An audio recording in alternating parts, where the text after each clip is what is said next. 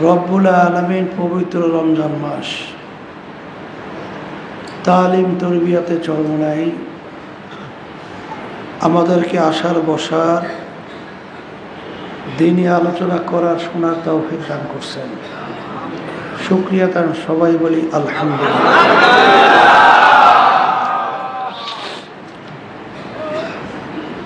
সব সময় মনে রাখা লাগবে আল্লাহ রসুল সাল্লাল্লাহু আলাইহি ওয়াসাল্লাম মসজিদের মেম্বারে প্রথম পা রাখছিলেন, বললেন আমিন। দ্বিতীয় পা রাখছেন আমিন, তৃতীয় পা রাখছেন আমিন। সাহাবায়ে কেরাম জিজ্ঞেস করলেন, আল্লাহ রসুল সাল্লাল্লাহু আলাইহি ওয়াসাল্লাম, এইভাবে মেম্বারে পা রাখা অবস্থায় আপনাকে আমিন বলতে তো কখনই আমরা দেখি নাই। আমিন বলার কারণ কি? আল্লাহ রসুল সাল্লাল্লাহু আলাইহি ওয়াসাল্লাম বলছেন, জিবরাইল আমিন আসছে, তিনটা দোয়া করছে, দোয়া কবুল হওয়ার জন্যে আমি আমিন বলছি। জিবরাইল আমিন আসছে, আল্লাহ রাব্বুল আলামিনের হুকুম ছাড়া জিবরাইল আমিন আসে নাই, আসতে পারে না। তিনটা দোয়া করছেন, আল্লাহ রাব্বুল আলামিন দোয়া শিক্ষা দেওয়া ছাড়া দোয়া করতে পারে নাই।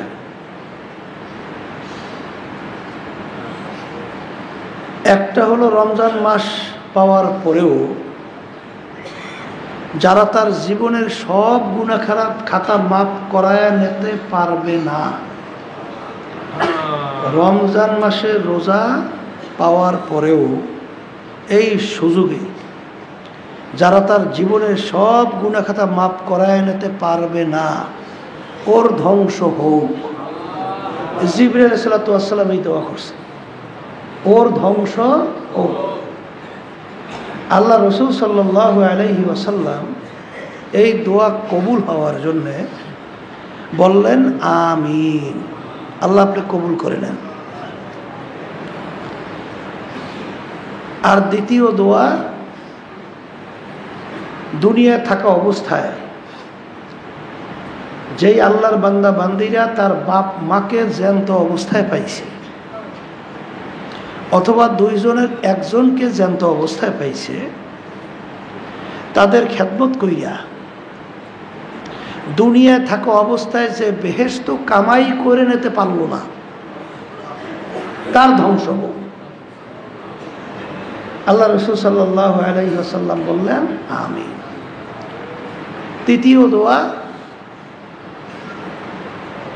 আপনার নাম শোনার পরে যারা দুরূদ শরীফ পড়বে না, ওদের ধ্বংস হোক।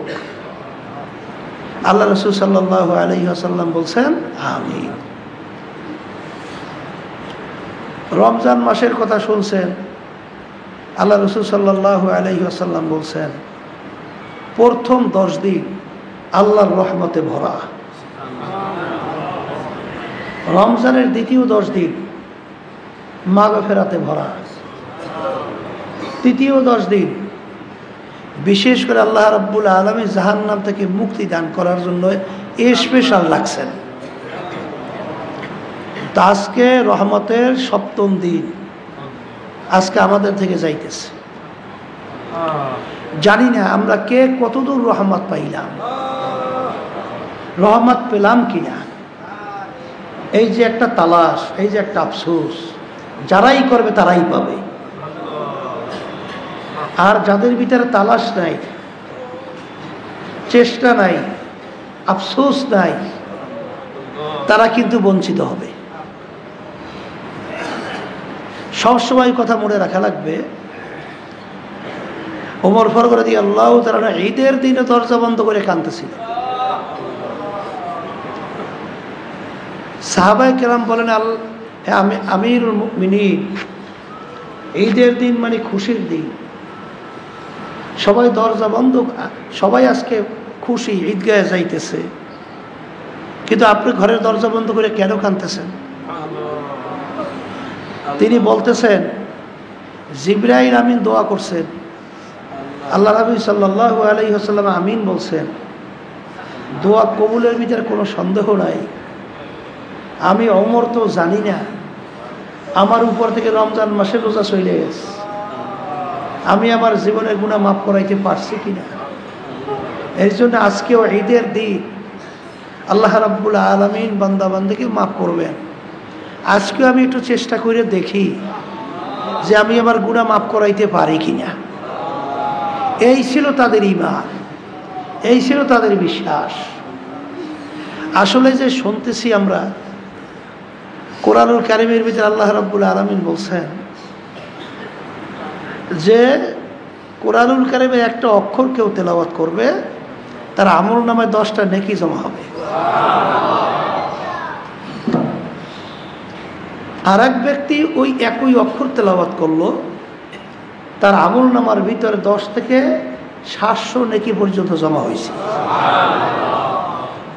এরপরে আল্লাহ রাব্বুল আলামিন কোরআনুল কারীমের ভিতরে বলতেছেন আল্লাহু ইউদাইফু লিমান ইয়াশা। আল্লাহ রাব্বুল আলামিন যার উপরে রহমত, যার উপরে দয়া আইসা যায়, 10 আর 700 না, হিসাব ছাড়া গণনা ছাড়া আল্লাহ রাব্বুল আলামিন তাকে নেকি দান করে।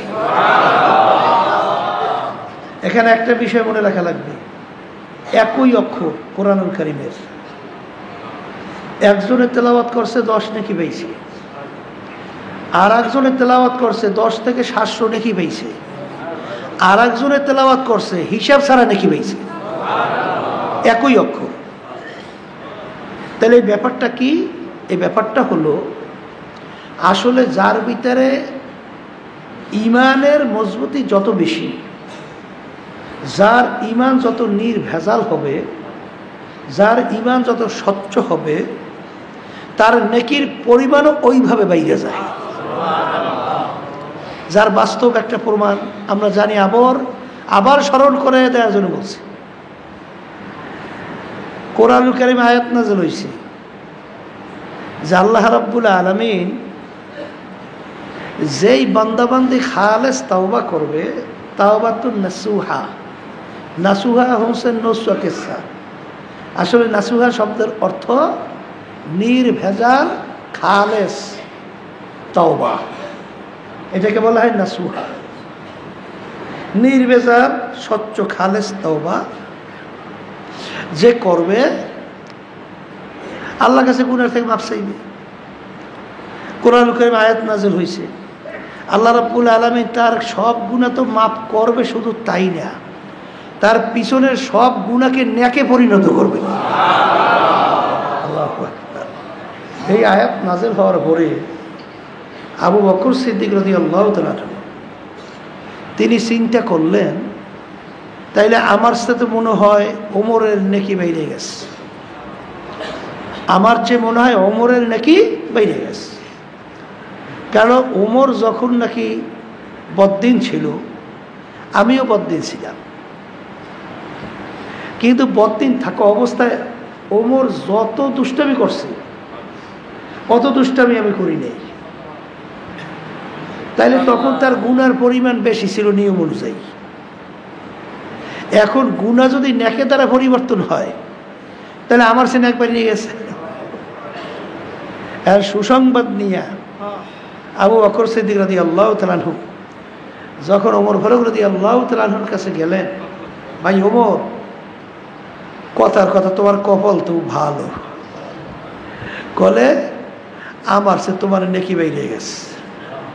কলে আপনার সে আমার নেকি কিভাবে বাড়লো?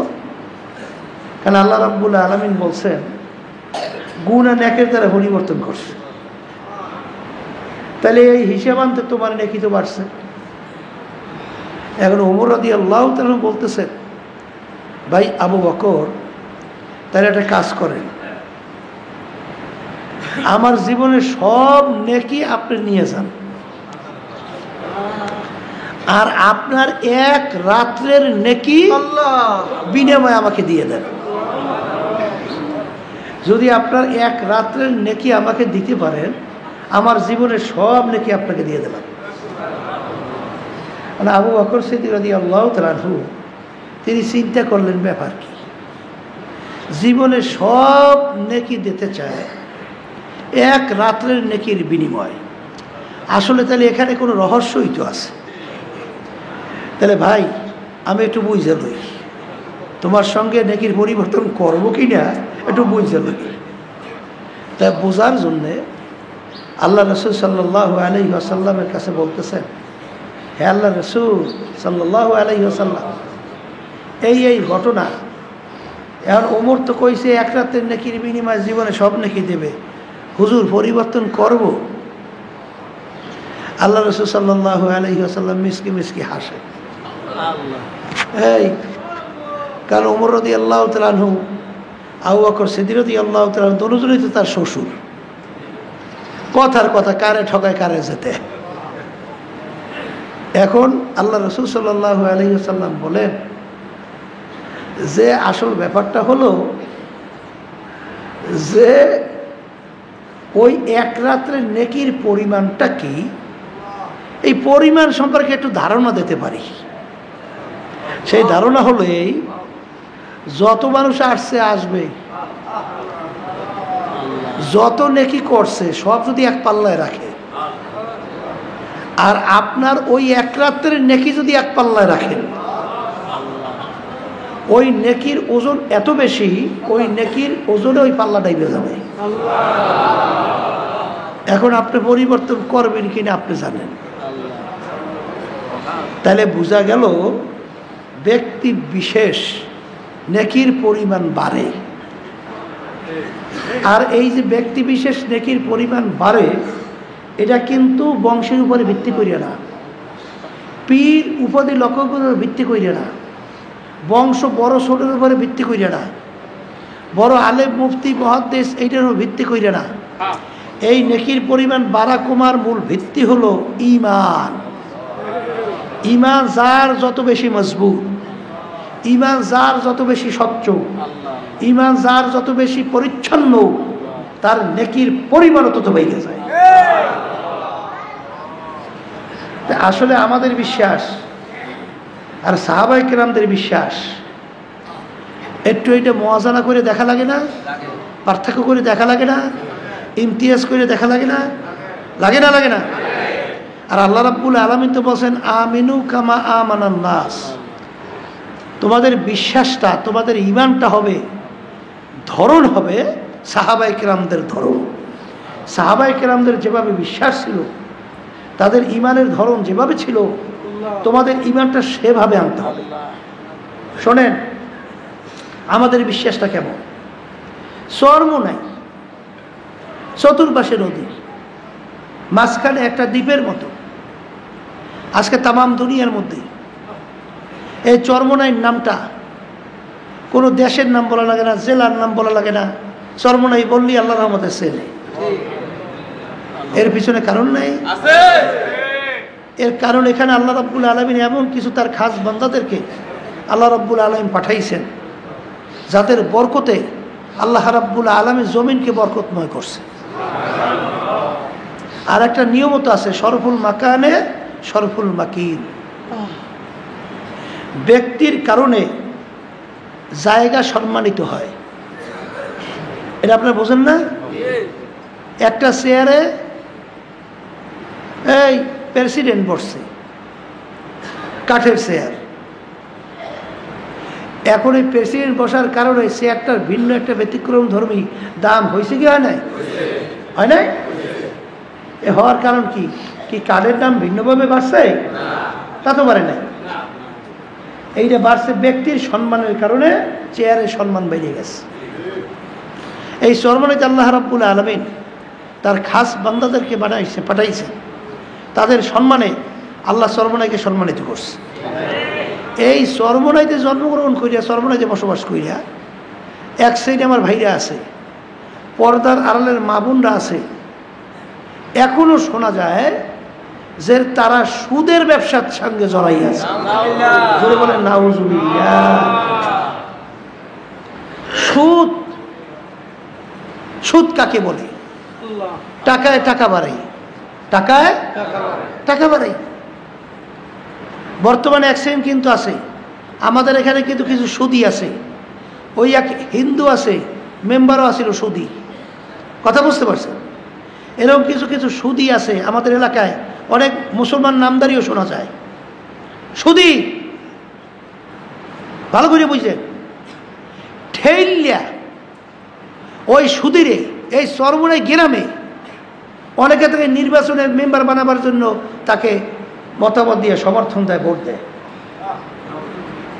কথা বুঝলেন কিছু? কি বুঝলেন? ইমানের অবস্থান কি, তার বিশ্বাসের অবস্থান কি? হ্যাঁ, তার আল্লাহ রাব্বুল আলামিনের আয়াতের বিশ্বাসটা কিভাবে করছে? ওয়া তাআওয়ানু আলাল বিররি ওয়াত তাকওয়া ওয়া লা তাআওয়ানু আলাল ইসমি ওয়াল উদওয়ান। তোমরা ভালো কাজের সহযোগিতা করো, খারাপ কাজের বিরোধিতা করো।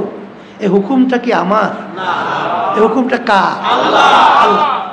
আর সুদ কি হারাম আমি করছি? না। কোন আলেম করছে? না। এই সুদ হারাম করছে কে? আল্লাহ। আল্লাহ করছে। আল্লাহ। তাই তুমি মুসলমান দাবি করো, তুমি আল্লাহকে বিশ্বাস করো না? আল্লাহ। তুমি মুসলমান দাবি করো, তুমি কবর বিশ্বাস করো না? আল্লাহ। তুমি মুসলমান দাবি করো, তুমি আখিরাত বিশ্বাস করো না? এই তুমি মুসলমান দাবি করো, তুমি জাহান্নাম বেহেশত বিশ্বাস করো না? তাহলে তুমি যদি আখিরাতকে বিশ্বাস করো, আল্লাহর উপর ঈমান আনো। আল্লাহ বলতেছেন আহাল্লাল্লাহুল বাইআ ওয়া হাররামার রিবা, আমি ব্যবসাকে হালাল ঘোষণা করছি আর সুদ তোমাদের জন্য আমি হারাম ঘোষণা করলাম। আর আপনারা জানেন সুদের 70টার মতো গুনাহ, সুদের 70টার মতো গুনাহ। আল্লাহ মাফ করেন, কিয়ামতের ময়দানে সুদীদের দিকে আল্লাহর রহমতের নজরে তাকাবে না।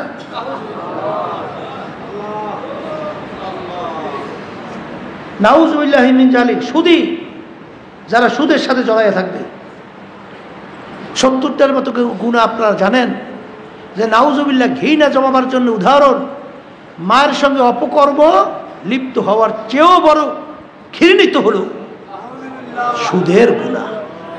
হাসতে হাসতে ওদিকে মুসলমান দাবি করে, ওদিকে নামাজও শোনা যায় পড়ে, ওদিকে ভাই সুদের ব্যবসার সঙ্গে জড়াইয়ে থাকে।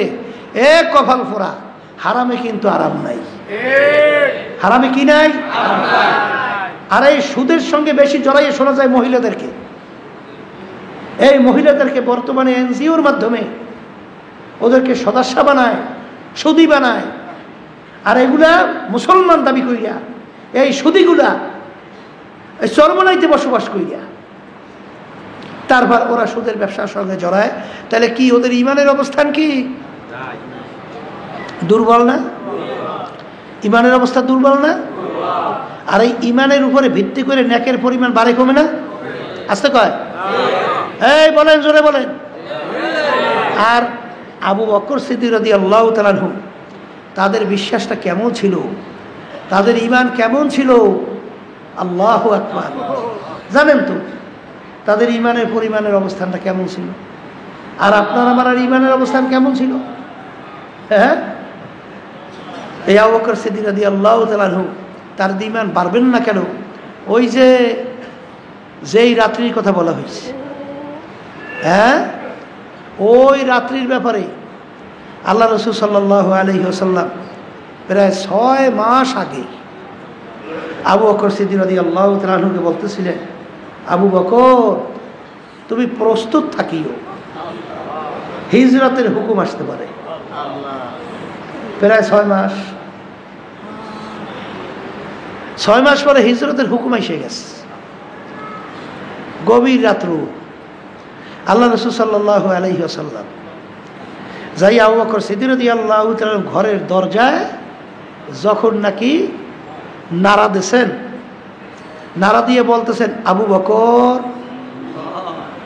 দরজায় আঘাত করে বলতেছেন আবু বকর, বলার সঙ্গে সঙ্গে ভিতর থেকে টাস করে মুহূর্ত দেরি নাই। আল্লাহ রাসূল সাল্লাল্লাহু আলাইহি ওয়াসাল্লাম কথার কথা আশ্চর্য হয়ে বলতেছেন, আবু বকর তুমি এত তাড়াতাড়ি দরজা কিভাবে খুললা? তখন তিনি বলতেছেন, আল্লাহ রাসূল সাল্লাল্লাহু আলাইহি ওয়াসাল্লাম যেদিন আপনি বলছেন আবু বকর তুমি প্রস্তুত থাইকো, তখন থেকে আমি আবু বকর বিছানে পিঠ লাগাইয়ে ঘুমাই না। এমনকি ঘরের দরজার খিলও আমি আটকাই না।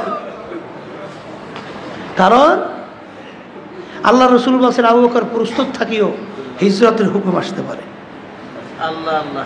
তখন আমি চিন্তা করছি যে কখন না কোন সময় হিজরতের হুকুম আসে। আজ সরদার দো জাহান মুহাম্মদ রাসূলুল্লাহ সাল্লাল্লাহু আলাইহি ওয়াসাল্লাম, আল্লাহ রসুল এসে আমার ঘরের দরজায় এসে দাঁড়াইয়া থাকবে, আর আমি বা আবু বকর যদি ঘুমাইয়া থাকি, তাহলে আল্লাহ রসুলের কষ্ট হবে। এইটা আমি কিভাবে সহ্য করব? এইটা আমি সহ্য করতে পারবো না। এর জন্য আমি দরজার খিলু আটকাই নেই। কি বোঝেন তাদের ইমানের অবস্থান কি? হ্যাঁ, ওই যে রাত্রে গুহার ভিতরে ছিল, জানেন না? আল্লাহ নবী সাল্লাল্লাহু আলাইহি ওয়াসাল্লাম তার রানের উপরে মাথা রেখে ঘুমাইতেছে, বিভিন্ন ছিদ্র দেখা যায়। এখন আবু বকর সিদ্দিক রাদিয়াল্লাহু তাআলা চিন্তা করলেন যে ছিদ্র দিয়ে হয়তো বা বিষাক্ত সাপ উঠতে পারে, বিষাক্ত বিশ্ব উঠতে পারে, আল্লাহর হাবিবকে কষ্ট দিতে পারে। এই জন্য আপনারা জানেন ওই যে জামা সেইটা তারপর ওই গর্থর মুখগুলো আটকাইছে। আল্লাহর হাবিব রানের উপরে মাথা রেখে ঘুমায়, আর আবু বকর সিদ্দিক রাদিয়াল্লাহু তাআলা আনহু তিনি ওই গর্থের মুখ আটকায়। কাপড় শেষ, একটা গর্থের মুখ রেখে রয়ে গেছে, আটকাইতে পারে না।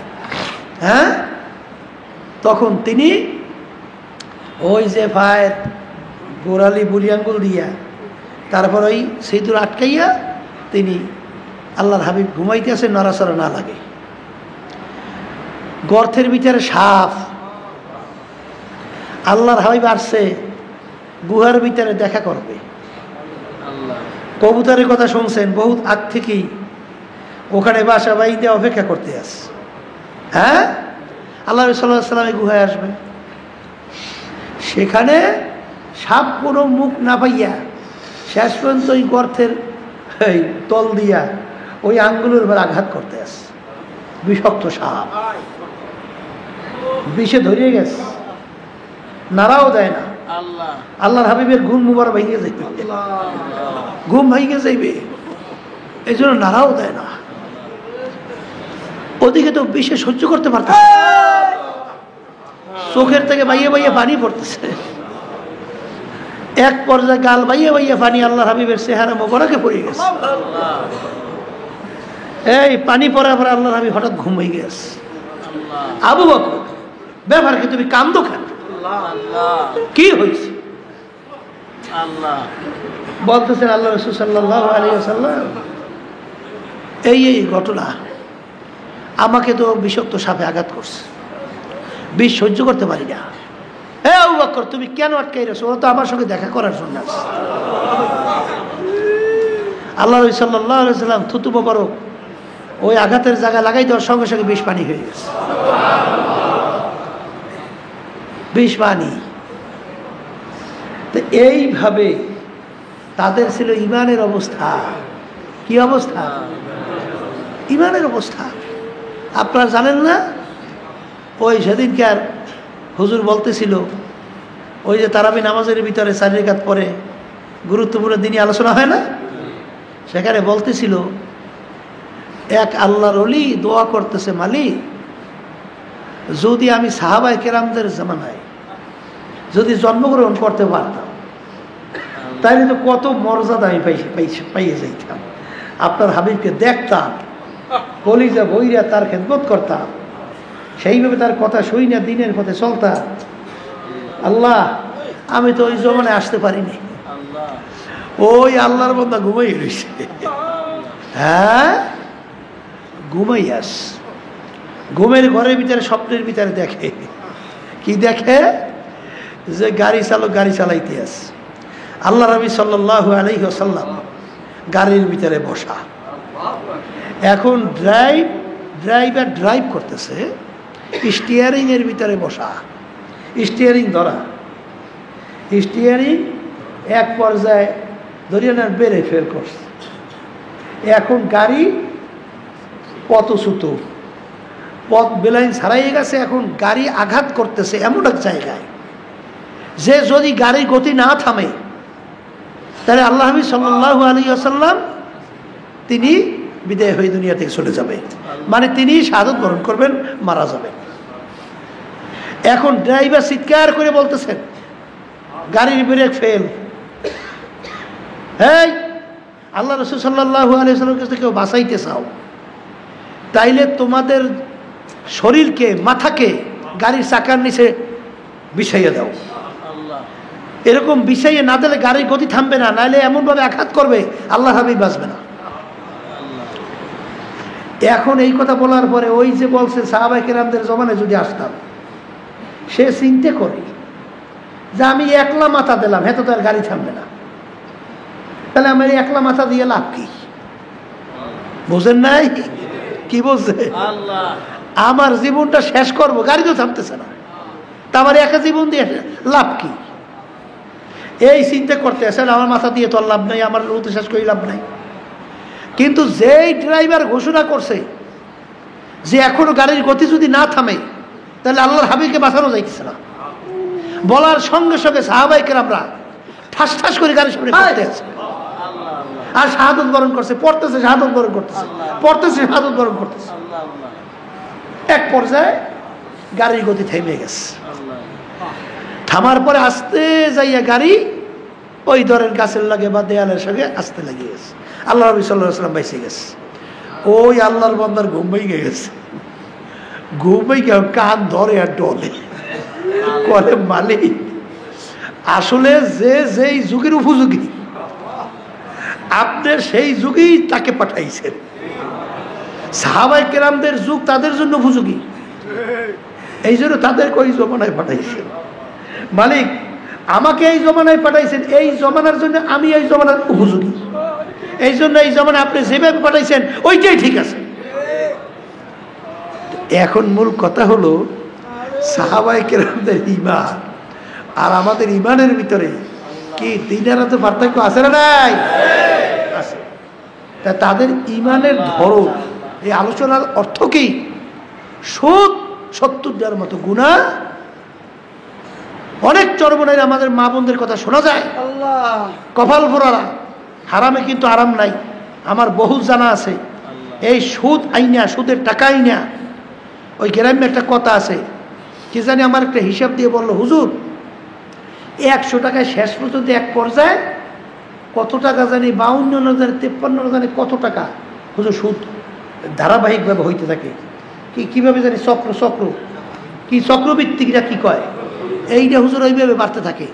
সুদি আজ পর্যন্ত কেউ আরামে আছে এরকম একজন পারলে আমাকে চ্যালেঞ্জ দেখায়, চ্যালেঞ্জ করলাম।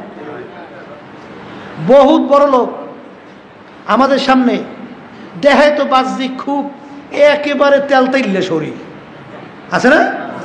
ওই যে মেনিয়া রোগ হয় না, মেনিয়া রোগের কথা শুনছেন?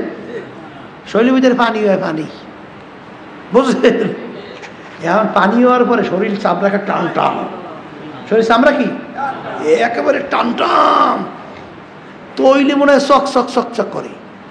এখন ওই পাগলা চেহারার দিকে, আয়নার দিকে তাকাইয়া ওরে খুশি, আমার শরীর খুব ভালো হয়েছে, এখন দেখতে কি সুন্দর, আমার শরীর তেল তেল তেল তেল করে। এই পাগলায় তো শরীর মোটা হইয়া তেল তেল করে খুশি। ওদিকে একজন বিজ্ঞ ডাক্তার যখন ওর চেহারার দিকে তাকাইছে, শরীরের দিকে তাকাইছে, সে তো জিহ্বায় কামড় দিচ্ছে, কামড় দিয়ে বলতেছে ইন্না লিল্লাহ, এই লোকটা এখনো বাহিরে ঘুরতেছে, এই লোকটা শরীরের ভিতরে পানি এসে গেছে, এই পানি যে কোনো মুহূর্তে হার্টের ভিতরে অ্যাটাক করার সঙ্গে সঙ্গে লোকটা মারা যাবে। ওই এখনো বাহিরে ঘুরে, ওই এখনো মেডিকেলে যায় না কেন, ডাক্তারের কাছে কেন যায় না? ডাক্তার দেখে তো জিহ্বায় কামড়, আর ওই পাগলা এত খুশি, আমার শরীর খুব সুন্দর হয়েছে। ও মোটা হওয়ার কারণ বুঝছে? কথা কয় না, কারণ বুঝছে? বোঝে না, অত খুশি। এক সাইডে আমি অত শত কোটি টাকার মালিক, অনেক বড় লোক, আমরা জানি সুদের টাকা যদি টান দেয় ও খয়রাত করেন না, ও কায়দা নাই। কথা বলছেন? ওরে সব পরের টাকা দিয়ে পরের মাতুক বাড়ি, গ্রামে কথা আছে না, পরের ধন্দা পোদ্দারি করা। এই এক পদের যত বড় লোক এর সব হইল সুদের কারবার পেরাই। কথা বলছেন? সুদি কিন্তু হারামে আরাম নাই। দেখা দৃষ্টিতে মনে হয় যেন এই টাকাটা পাইছে গরম, কিন্তু ওই গ্রামে একটা কথা আছে না, ওই যে কি জানি ইঞ্জেকশন মারে, এই কোরামিন কোরামিন কোরামিন দেওয়ার সঙ্গে সঙ্গে আর শরীর গরম। এইটা কি ইঞ্জেকশনের তাসির? ইঞ্জেকশনের তাসির হলো যে ওইটা দেওয়ার পরে আস্তে আস্তে যদি আপনার শরীর শক্তি বাড়ে, আপনি যে উদ্দেশ্যে প্রয়োগ করছেন ওইটা যদি দেখা যায়, তাইলে ইঞ্জেকশনের ক্রিয়া হয়েছে। আর সঙ্গে সঙ্গে শরীর গরম হয়ে গেছে, এই সর্বনাশ, কাজ হয়ে গেছে, ইঞ্জেকশনে খুব কাজ করছে না। তো এখানে সুদের ব্যাপারটা হইল দেখার সঙ্গে সঙ্গে কোরামিন গরম, ওর পরে কিন্তু খুব খারাপ। এই জন্য যারা মানুষ, যারা মুসলমান, যারা ইমানদার, আল্লাহ বলতেছেন তোদের জন্য আমি সুদকে হারাম ঘোষণা করছি। তাহলে বুঝা গেল সুদের ভিতরে কল্যাণ নাই, সুদে কল্যাণ নাই। আরে কি বলবো, চরমনায় মুজাহিদ চরমনায় আসা যাওয়া করে, দায়িত্বশীল, বড় ধনী হইবে বলছে, এই জন্য সুদ আনছে বিভিন্ন জায়গায় দিয়ে ব্যাংক থেকে, এখন ফলাইয়া চলে, এখন পলাইছে। কথা বলছে, আমার মজলিসেও আছে, আমি চিনি মুজাহিদ, খুব নামি দামি মুজাহিদ, এই দায়িত্বশীল, এখন ফলায়, ওই টাকা দিতে পারে না। সুদ ৭০টার মতো গুনাহ, কিয়ামতের ময়দানে আল্লাহ রাব্বুল রহমতের নজরেই তাকাবে না। তুমি কিসের মুসলমান, তুমি কিসের ইমানদার, আল্লাহ, হ্যাঁ তুমি কিসের আল্লাহকে বিশ্বাস করো? তাহলে বোঝা গেল হারামে আরাম নাই। আমি বলবো এর পরেও তো এক শ্রেণী থাকবে, আপনি যত বলবেন, আবু জাহাল তো আল্লাহর হাবিবের পাশেই ছিল, কথা কয় না? উতবা সাহেব আবু লাহাব তো আল্লাহর হাবিবের পাশেই ছিল। এই সূরা লাহাব নাযিল হয়েছে, সূরা লাহাব নাযিল হয়েছে না? তাব্বাত ইয়াদা আবি লাহাব, কি শুনছেন না শোনেন নাই? সূরা শুনছেন? আবু লাহাব কেরা জানেন? আল্লাহর হাবিব সাল্লাল্লাহু আলাইহি ওয়াসাল্লামের চাচা। শুধু চাচাই না, আল্লাহ রাসূল সাল্লাল্লাহু আলাইহি ওয়াসাল্লাম আপন বেয়াইও, আপন বেয়াই। এক তো চাচা, অন্যদিকে আবার বেয়াই। এবার বেয়াই এবার কি, আল্লাহর হাবিবের 2 মেয়েকে আবু লাহাবের 2 ছেলের জন্য নেছে। এক তো চাচা, অন্যদিকে আপন বেয়াই, ঠিক না? আল্লাহ রাসূল সাল্লাল্লাহু আলাইহি ওয়াসাল্লাম কষ্ট দেওয়ার জন্যে এই বদমাইশ মানুষের সামনে প্রকাশ্যে আল্লাহ হাবিব সাল্লাল্লাহু আলাইহি ওয়াসাল্লামকে কষ্ট দেওয়ার জন্যে তার 2 ছেলের মাধ্যমে আল্লাহর হাবিবের 2 মেয়েকে প্রকাশ্যে তালাক দেওয়া হয়েছে। আউযু বিল্লাহি মিন যালিক। এত বড় খবিস, এই খবিস কি দূরে না আল্লাহর হাবিবের পাশেই আছে? আসতে কয় নাই, হ্যাঁ?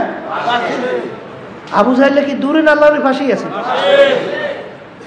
তাহলে বোঝা গেল আমাদের দায়িত্ব হলো বলা, ও সর্বনয়বাসী আমার বাজানরা, হে পর্দানি মা বোনেরা, হে আমার মুজাহিদ বাবারা, হে মুসলমান আমার বাবারা, যারা আল্লাহকে বিশ্বাস করেন, যারা কোরআনুল কারীম বিশ্বাস করেন, যারা আখিরাতকে বিশ্বাস করেন, যারা কবরকে বিশ্বাস করেন, যারা জাহান্নামকে বিশ্বাস করেন, যারা বেহেশতে যাইতে চান, আল্লাহ বলতেছেন সুদ তোদের জন্য আমি হারাম ঘোষণা করছি, আমি বলি নাই। আর সুদের ৭০টার মতো গুনাহ, এর ভিতরে ছোট্ট গুনাহ শুনতেছিলেন। এর পরেও যেই মুসলমান, যেই ইমানদার লোক, এই যে কথা বলতেছিলাম যে আল্লাহ রাব্বুল আলামিন মানুষকে সর্বশ্রেষ্ঠ সম্মানিত করে ঘোষণা করছেন, ঠিক না? ওয়ালাকাদ কাররামনা। কিন্তু দুনিয়ার কোনো যুক্তিতে মানুষ সম্মানিত হওয়ার কোনো যুক্তি নাই। শুনতেছিলাম বলতেছিলাম যে ফেরেশতা বানাইছে আল্লাহ নূর দিয়া, জিন বানাইছে আগুন দিয়া, মানুষ বানাইছে মাটি দিয়া। দুনিয়ার ভিতরে দেখবেন আপনি একটা আংটি তৈরি করছেন, লোহা দিয়ে তৈরি করলে ওই আংটির যে মূল্য, রূপা দিয়ে তৈরি করলে তার মূল্য বেশি, স্বর্ণ দিয়ে তৈরি করলে তার মূল্য আরো বেশি, হীরা আরো বেশি। যত মূল্যবান ধাতু দিয়ে আপনি তৈরি করবেন তার মূল্য বেশি। তা আল্লাহ ফেরেশতা বানাইছেন নূর, এই জিন জাতি বানাইছে আগুন, এই মানুষ জাতি বানাইছে মাটি। নিয়ম অনুযায়ী ফেরেশতার সম্মান বেশি হওয়ার কথা, দ্বিতীয় জিন, তৃতীয় মাটি মানুষ। কিন্তু আল্লাহ তো ঘোষণা করছেন মানুষ সর্বশ্রেষ্ঠ সম্মানিত। কি কারণে? এই কারণ কিন্তু অনেকে আমরা চিন্তাও করি না, চেষ্টাও করি না, তালাশও করি না। কথা ঠিক না? আল্লাহ এই যে উদাহরণ দিয়ে ভাষায় বলা হয় যে আপনারা জানেন যে একটা মোবাইল কত টাকা তার মূল্য, আর মাদার গাছের আলমিরা তার কত টাকা মূল্য। মোবাইলের পার্স একটা শক্তির কারণে, ওর একটা ক্ষমতা থাকার কারণে ওর মূল্য বাড়ে। পার্স পুড়িয়ে গেলে তখন কিন্তু ওই মাদার গাছের আলমিরার মূল্য বেশি হয়ে যায়। ওই আলমিরা চইলে কিন্তু আগুনে জ্বালাই ভাত তরকারি ভাগ করেও খাওয়া যায়, কিন্তু মোবাইলের পার্স পুড়িয়ে গেলে ওর কিন্তু কোনো মূল্য থাকে না। ঠিক মানুষ কিন্তু বাহ্যিকে শরীরের মাধ্যমে সম্মানিত হয় না, বংশের মাধ্যমে সম্মানিত হয় না, এই টাকা পয়সার কারণে সম্মানিত হয় না, সৌন্দর্যের কারণে সম্মানিত হয় না, রূপসীর কারণে সম্মানিত হয় না। মানুষ সম্মানিত হওয়ার তার ভিতরে একটা মূল্যবান পার্স আছে, যেই পার্সের মাধ্যমে, যেই পার্সের কারণে মানুষ সম্মানে বাড়ে এবং কমে। কথা বলে না? সেই পার্সের নাম হলো কলব। কথা ঠিক কিনা? এই উদাহরণ তো জানি, আবারও বলছি, বেলাল হাবশী রাদিয়াল্লাহু তাআলা আনহু দুনিয়ার দিক থেকে তার কোনো গুণ নাই। গুণ আছে? বংশ নিচু। বংশ কি? নিচু, ছোট বংশ, হাফস বংশ। এই চেহারা ছিল কালো। কালো মানুষ দেখছেন না? ডকপত আছে? আছে ডকপত? তাইলে চেহারা কালো, মানে কালো বংশের লোক। এরপরে যে গুণ থাকা দরকার, লোকমান হাকিম সে কিন্তু কালো মানুষ ছিল, কিন্তু তার নামে কিন্তু আল্লাহ রাব্বুল আলামিন কোরআন করে সূরাও নাযিল করছে। কথা কয় না? বোঝেন কিছু? তার নামে আল্লাহ সূরা নাযিল করছে কি তার চেহারার কারণে না বংশের কারণে? হে কিন্তু ছাগলের পাল চালাইতো, মানে ছাগল ফালতো, রাখালগিরি করতো। এই সম্মানটা বাড়লো কোথার? হ্যাঁ, আল্লাহু আকবার। তাহলে সেখানে ও লোকমান হাকিম নাম শুনছেন কালো, বেলাল হাবশী রাদিয়াল্লাহু তাআলা নাম শুনছেন কালো, চেহারা কি কালো, বংশ নিচু, শিক্ষা বকালাম, কিছু জানতেন না, নাই শিক্ষা, নাই বংশ, নাই চেহারা। ওদিকে আবার গোলামের ছেলে গোলাম। আল্লাহু আকবার। বাপ গোলাম, ছেলেও গোলাম। পয়সা, টাকা পয়সার দিক থেকে একেবারেই নিচ্ছ, কোনো টাকা পয়সা নাই। আচ্ছা, দুনিয়ার চলার জন্য যে গুণগুলো দরকার, কি গুণ আছে তার মধ্যে? একটু জোরে বলেন, আছে কোনো গুণ? কোনো গুণ নাই? তাহলে তার সম্মান তো নাই। আছে সম্মান? আছে, আছে সম্মান। তাহলে কোন দিকে, দুনিয়ার কোন বিবেচনায় তার সম্মান?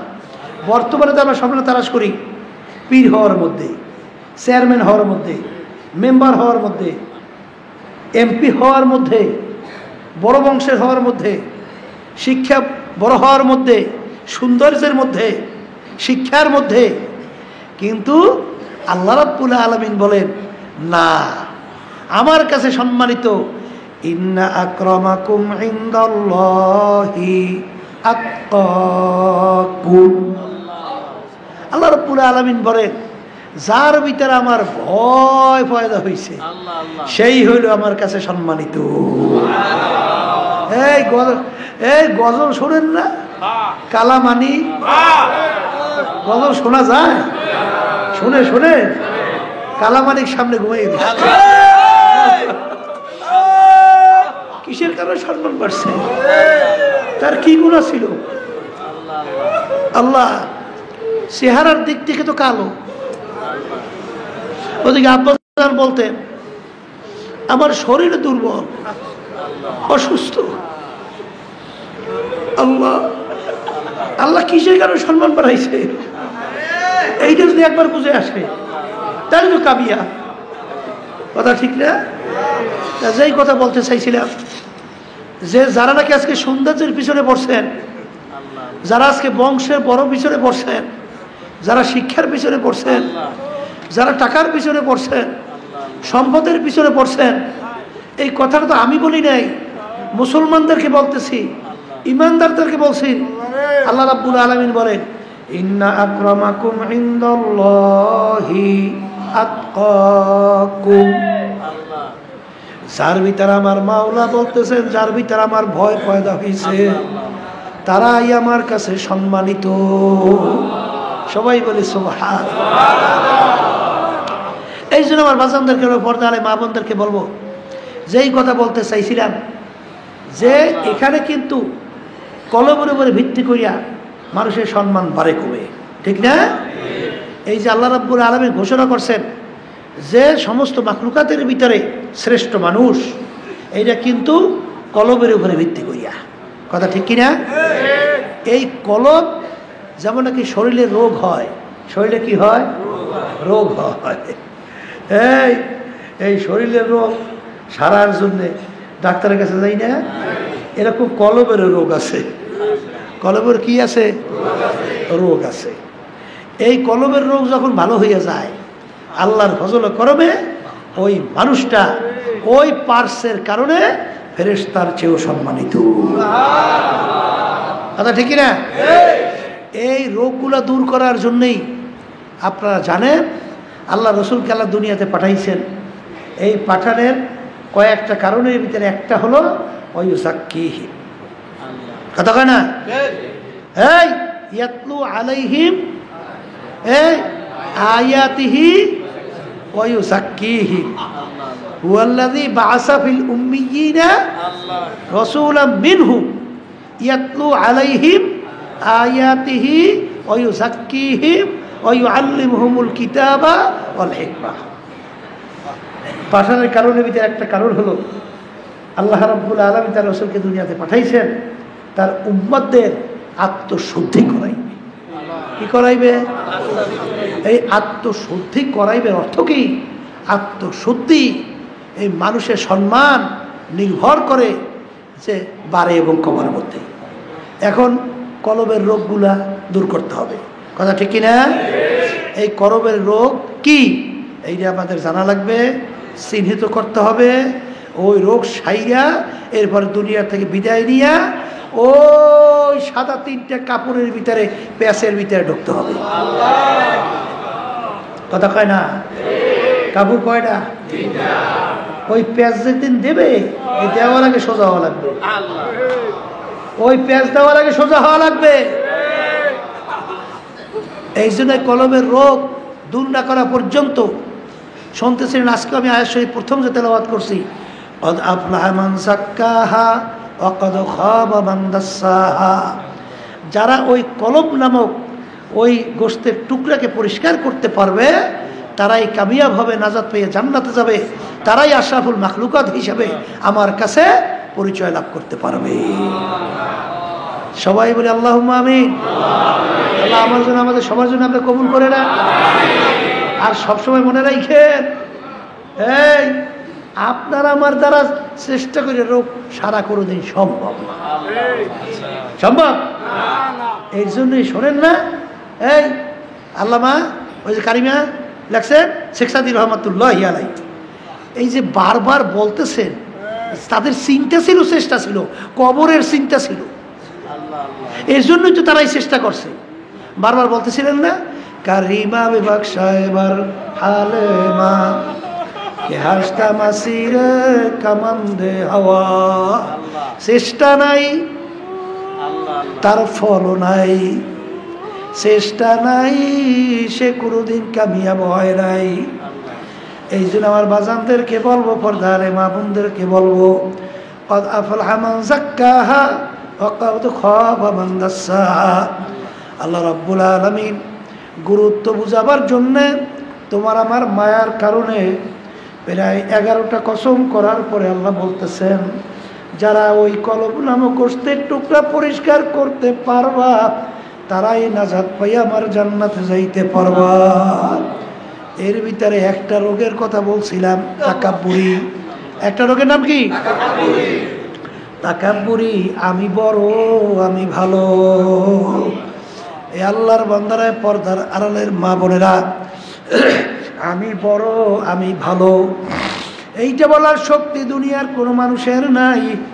বাজান সবসময় একটা কথা মনে রাখো, ইবলিস আল্লাহ রাব্বুল আলামিন ওকে এমন জাহেন দান করছিলেন, এমন জেহেন দান করছিলেন, এমন ব্রেন দান করছিলেন। আসমানি কিতাবের সংখ্যা 104 কিতাব আসমানি। এই কিতাবের ইলম আল্লাহ রাব্বুল আলামিন ইবলিসকে দান করছিল। এত বড় জানোই না পান্ডিত। বাজান শোনেন নাই যে এমন কোনো জমিনের জায়গা নাই যেই জায়গায় ইবলিস সেজদা দেয় নাই। এর অর্থ কি? বড় আবেদ ছিল ইবলিস। এমনকি মুআল্লিমুল মালাইকা উপাধি পর্যন্ত পৌঁছে যাওয়ার কায়দায় পৌঁছে গেল। আল্লাহর সম্মানিত, কিন্তু ওর ভিতরে একটা রোগ ছিল। একটা রোগ। কয়টা রোগ? এই বাহ্যিক দৃষ্টিতে দৃশ্যমান একটা রোগ। আল্লাহ যখন বলল ইবলিস আদমকে সেজদা কর, সেজদা তো করেই নাই, বরঞ্চ যুক্তি দেওয়া শুরু করছে। এক শ্রেণীর বর্তমান পোলাফান, এক শ্রেণীর মানুষ দেখা যায় এরা মুরব্বীদের সঙ্গে তর্ক করে, বিভিন্ন সময় যুক্তি দেয়। আছে না নাই? এই বেটা, মুরব্বীরা বুঝে শুনি তারা হুকুম করছে, এত বুঝতে যাই সে তো চালাক হইস না। যেটা চালাক হইবে ওরা কোনোদিন তার গন্তব্যে লক্ষ্যে পৌঁছতে পারে না, কোনোদিন না। কথা বোঝেন নাই? ওই যে শুনছেন হাজী তোফাজ্জল সাহেব রহমাতুল্লাহি আলাইহি, হোসেন স্প্রিং এর মালিক, আল্লাহু আকবার, মুন্সিগঞ্জ, তিনি নির্বাচন চলাকালীন সময় ইন্তেকাল করছে। নির্বাচনে ইসলামের পক্ষে প্রার্থী হয়েছিল। সাংবাদিকরা পরে প্রশ্ন করছিল যে আপনি নির্বাচনে তার হয়েছেন কেন? তখন বলছিল কয়েকটা কারণ। একটা কারণ হলো আল্লাহর কুতুবের নাম উল্লেখ করে বলেন, হুজুর বলছেন হাজী সাহেব ইসলামের পক্ষে দাঁড়াই থাকেন। হুজুর বলছেন ইসলামের পক্ষে দাঁড়াই থাকেন। কি হইবে তা আমি জানি না, আমি ইসলামের পক্ষে দাঁড়াই হয়েছি। আর একটা কি জানি, এটা আমার পুরো স্মরণ নেই। দুইটা না জানি কয়টা কথা। ওই নির্বাচন চলাকালীন সময় তিনি যেটা শুনছিলাম, যেটা মনে পড়তেছে, ওই স্টেজেই তিনি ইন্তেকাল করছে, মানে স্টক করছে। পরবর্তী দুনিয়া থেকে বিদায় নিয়ে কবরে গেল। জানি না কি হয়েছে, 4 বছর না কত বছর পরে যখন তার কবর ভেঙে গেছে, তাকে কাপড়ের সবর, কাপড় সহ দেশে লাশ তাজা করে দিয়েছে। কি হইবে জানি না। হুজুর বলছেন ইসলামের পক্ষে দাঁড়াই থাকো। এখনো শোনা যায় কিছু চরমনায়ের মুজাহিদ দাবি কইরা এখনো বিভিন্ন ধরনের যুক্তি দেয়। আছে না? আল্লাহর সংখ্যা কম, কিন্তু তারপর আমাদের আফসোস না, এ আল্লাহর বান্দারা এত যুক্তি, এত বুদ্ধি, এই সব জায়গায় বুদ্ধি চলে মেয়া?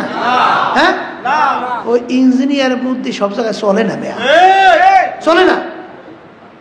আব্বাজান বারবার উদাহরণ দিয়ে বলতো না যে ইঞ্জিনিয়ার পালকিতে যায়, কান্দের মধ্যে উড়াইয়া, ওটার আগে কইতে লস্কর নাকি আগে জানতেন না? ওই যে পালকিতে চলতো, এখন সামনে খাল বাজছে, খাল, এখন ওই লস্কর যারা কান্দে ওই পালকি নিয়ে যায়, বলে ইঞ্জিনিয়ার সাহেব ছাড়, নামা লাগবে, সামনে খাল, খাল বোঝেন তো, এই নালে পালকি ডুববে। বলে কেন? তোমার একটা কাজ করো, খালের পানি মাপো। কি মাপবে? খালের পানি। তাই পাশে মাপছে 1 ফুট, এইবার ধরেন 2 ফুট, এইবার দেয় 3 ফুট, 3.5 ফুট, এইবার আবার উঠতে উঠতে আবার 1 ফুট। এবার ইঞ্জিনিয়ারিং গড় করে, গড় 1 ফুট, 3.5 ফুট, এই গড় করিয়া দেয় হয়েছে 2 ফুট। কয় ফুট? এক গড় 2 ফুট। এখন কইতে আছে হ্যাঁ পালকি চালাও, চলবে, অসুবিধা নেই। এখন যখন নাকি পালকি চালাইতে আছে 3.5 ফুটের জায়গায় যখন গেছে, এখন তো ডোবে। এখন ঠরো, এই দাঁড়াও দাঁড়াও, কি হয়েছে? হিসাব কোনো জায়গায় ভুল হইল নাকি? কিরে পালকি ডোবে কা? পালকি ডোবে কেন? এখন হিসাব নিকাশ আবার অঙ্কে থাকবে না, হিসাব তো ঠিক আছে, পালকি ডোবে কা? তখন ওই যারা নাকি ওই পালকি টানে ওরা বলতেছে স্যার সব জায়গায় ইঞ্জিনিয়ারিং এর হিসাব চলে না। এক শ্রেণী সর্বনাই মুজাহিদ হয়েছে, ওর ইঞ্জিনিয়ারিং হিসাব, সব জায়গায় ইঞ্জিনিয়ারিং হিসাব চলে না। মুরিদ হওয়ার সময় চিন্তা করল, মুরিদ হওয়ার পর অত চিন্তা মিন্তা নাই, যত করবো শরীয়তের বিরোধী না হবে ওইখানে চালাকি চলবে না। চালাকি করছে তো ধ্বংস, এইটাই হলো ইতিহাস, ঠিক না? এই জন্য সব জায়গায় চালাকি চলে না। ইবলিস চালাকি করছে, ইবলিস কি করছে? চালাকি করছে। চালাকি করে ইবলিস বলতে আছে যে আনা খায়রুম মিনহু খলাকতানি মিন নার ওয়া খলাকতাহু মিন তিন, আনা খায়রুম মিনহু খলাকতানি মিন নারিন ওয়া খলাকতাহু মিন তিন। রব্বুল আলামিন আমাকে বানাইছেন আগুন, ওই যে কথা বলছিলাম, কথা কয় না? আগুন সম্মান বেশি, গতি উপরে। আর আদমকে বানাইছেন মাটি, আমার চেয়ে আদমের সম্মানের চেয়ে আমার সম্মান বেশি, আমি আদমকে সেজদা করব কেন? কি দেখা দৃষ্টিতে যুক্তি ঠিক আছে না? কথা কেনা ঠিক আছে না? কিন্তু যুক্তিটা কার সঙ্গে? আহকামুল হাকিমিন রব্বুল আলামিন, আল্লাহর সঙ্গে যুক্তি দেয়। আল্লাহ রব্বুল আলামিন গোসা হয়ে গেছে, গোসাল ওরে খবিস, তোর এত বড় সাহস, তুই আমার হুকুম তো মানলেই না, আমার সঙ্গে যুক্তি দাও। এ বেয়াদ বের লান্নতের তপ চিরতরে গলার মধ্যে পড়াই গেছে, বের বেয়াদ বের চিরতরে জাহান্নামের হুকুম, বেহেশত থেকে নাম কাটা, চিরতরে জাহান্নামের হুকুম হয়ে গেছে। দোষ কয়টা? একটা। আনা খায়রুম মিনহু খলাকতানি মিন নার ওয়া খলাকতাহু মিন তিন, আমাকে বানাইছেন আগুন দিয়া, আদমকে মাটি, আগুনের গতি ঊর্ধ্বে, মাটির গতি নিম্নে, যার গতি ঊর্ধ্বে সম্মান বেশি, উচিত ছিল আদম আমাকে সেজদা করবে, আমি কেন আদমকে সেজদা করব? একেবারে চিরতরে জাহান্নামের হুকুম, কথা ঠিক না বেঠি?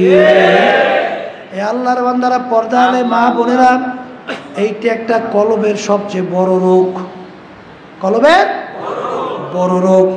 এইটা কিন্তু কলব থেকে দূর করা রাখবে।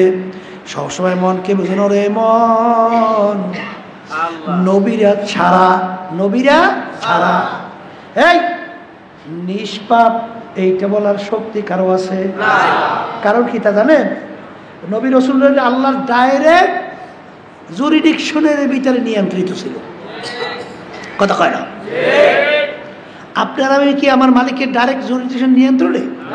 হ্যাঁ, আমাদেরকে এখতিয়ার দিয়েছে না? কি দেশে কি দেয় নাই?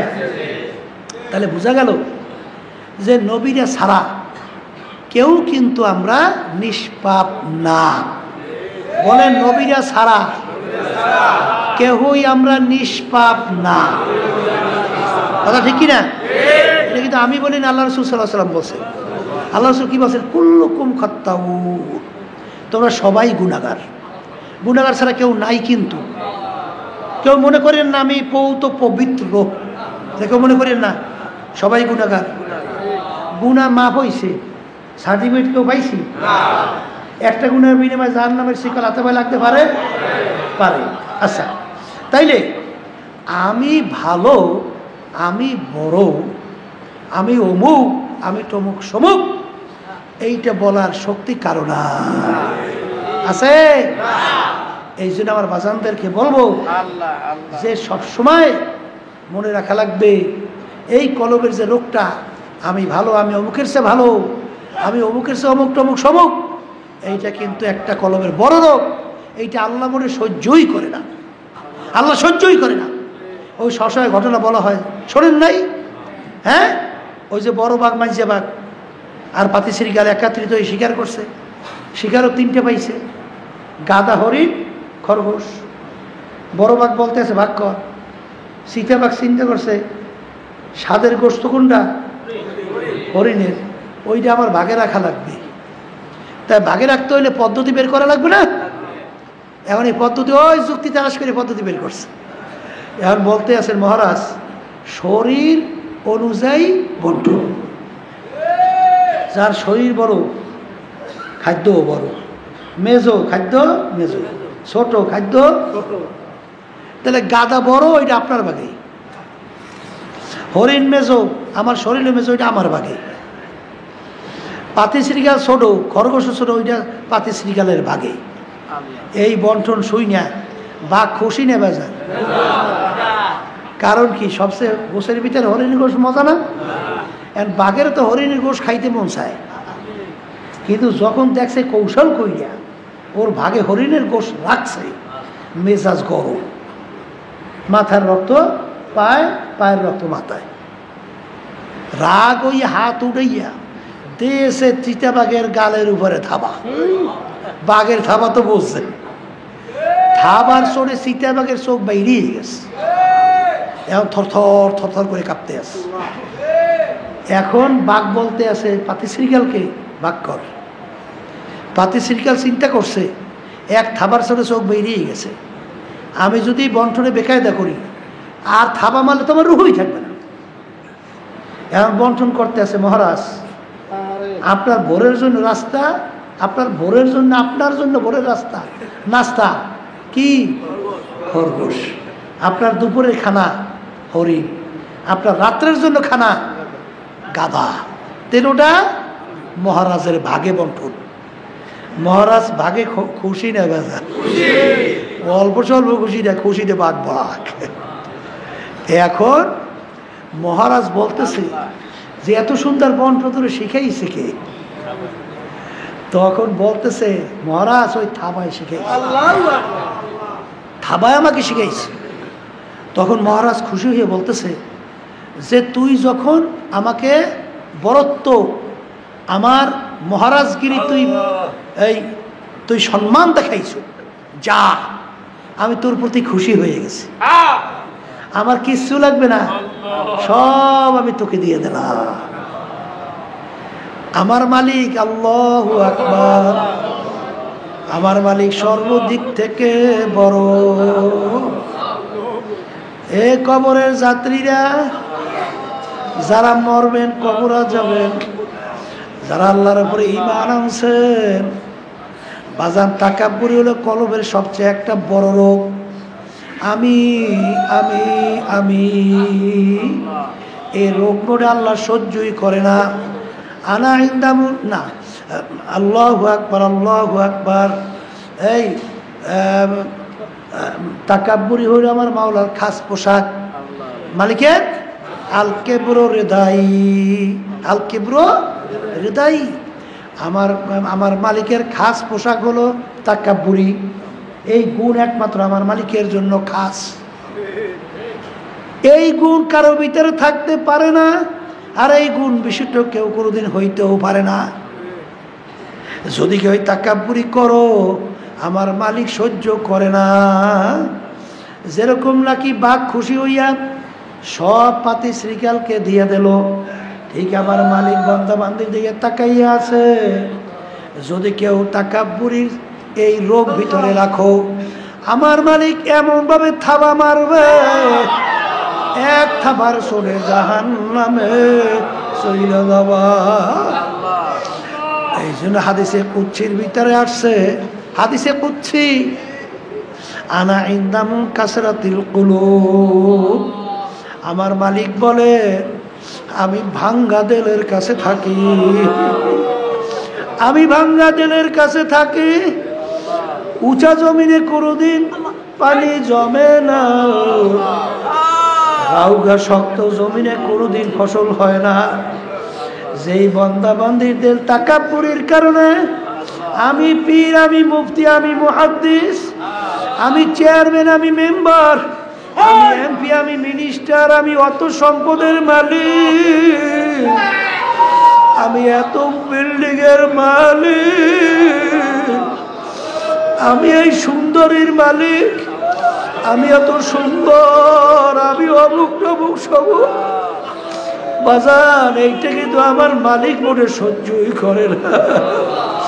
আনা ইনদামুল কাসরাতিল কুলুব, যেই বান্দা বান্দি নিজের গুনার কথা মনে কইরা, নিজেকে ছোট মনে কইরা, আমার মালিকের কাছে সবুর্দ কইরা বান্দাবান্দি যখন করো সুরে দিলটাকে ভাইরা দুই চোখের পানি ছাড়বে,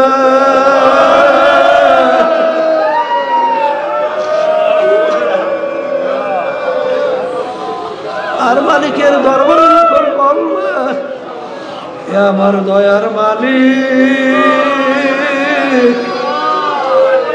তুমি যদি আমাকে মাপ নাই করো, মালিক ওই জাহান্নামের আযাব এক সেকেন্ড সহ্য করার আমার না, কবরে আযাব সহ্য করার শক্তি আমার নাই।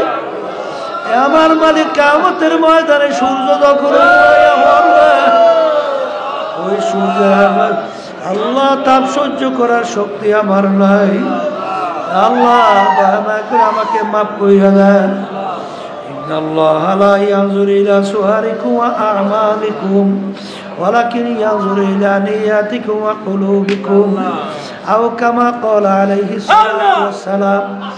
আমার মালিক ভাঙ্গা দিলের কাছে থাকে। এ আল্লাহর বান্দারা, পর্দালে মা বোনেরা, বাজান আমি বইরা লাভ কি?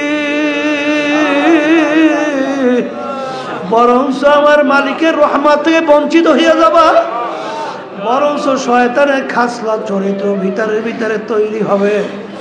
এই যে আমার বাজানদেরকে বলবো, পর্দারে মা বোনদেরকে বলবো, যখন এরকম ভিতরে ভাব আসবে তখন নিজের গুনার কথা মনে কইরো। আমার মালিক এই গুনাহ যদি আপনি আমাকে মাফ না করেন, এ আমার মালিক তখন এই গুনার বিনিময়ে তুমি যদি আমাকে জাহান্নামের হুকুম দিয়া দাও, আমার মালিক কুল্লামা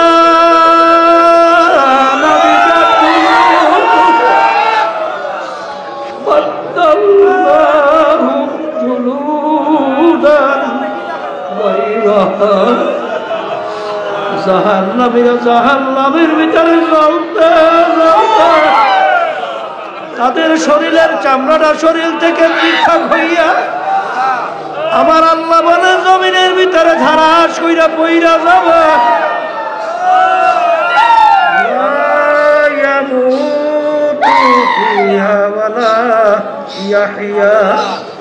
মানুষ বাঁচবেও না, মরবেও না। এই জন্য আমার বাজানদেরকে বলবো, পর্দারে মামুনদেরকে বলবো, বরফির আব্দুল কাদের জিলানী রাহমাতুল্লাহ আলাইহি বাজান রাস্তা দিয়া যায়, কুকুরের জবান খুইলা গেল। কুকুর ডাক দিয়ে বলে, বড় বিশ্বাস হুজুর বলে আপনি ভালো না আমি কুকুর ভালো? বড় বিশ্বাস হুজুর বলেন, যদি বলে আমি ভালো তাহলে তো তার ভিতরে আনানিয়া চলে আসবে, আর যদি বলে কুকুর তুই ভালো তাহলে তো আমার তাহলে আল্লাহর কালামের উল্টা হয়ে যাবে। তিনি বলতেছেন, কুকুর শো, কিয়ামতের ময়দানে আমার মালিক যদি আমাকে মাফ কইরা দেয়, ও কুকুর তোর চেয়ে আমি অনেক ভালো। আর কিয়ামতের ময়দানে আমার মালিক যদি মাফ না করে, তুই আমার চেয়ে অনেক ভালো। এই জন্য আমার বাজানদেরকে বলবো, পর্দারে মা বোনদেরকে বলবো, আসলে তোমার আমার চিন্তাও নাই, চেষ্টাও নাই, চোখেও পানি নাই।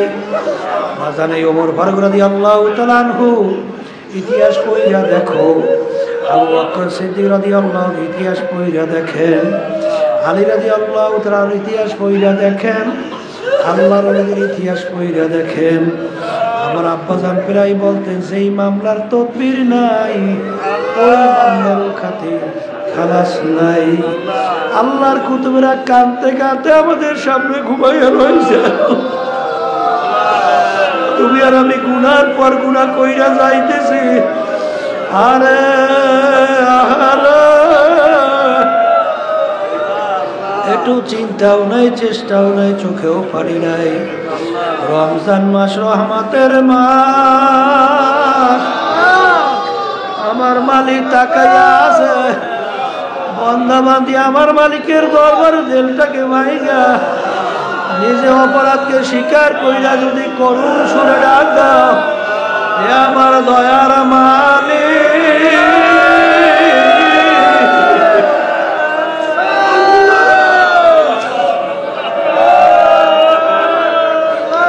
নাফরমান তোমার দরবারে হাজির। আমার মালিকের দরবারে ডাক দিতে দেরি, আমার মালিক মাফ করতে দেরি করবে না।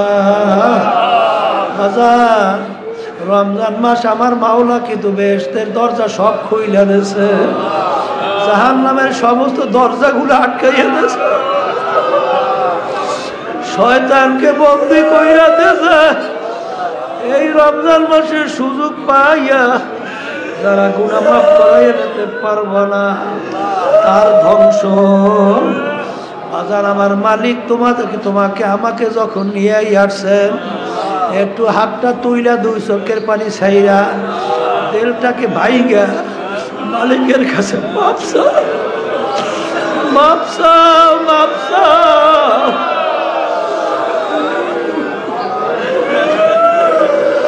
মাপ চাওয়ার মতো যদি চাইতে পারো, আমার মালিক মাহরুম করবে না। আল্লাহুম্মা আমিন।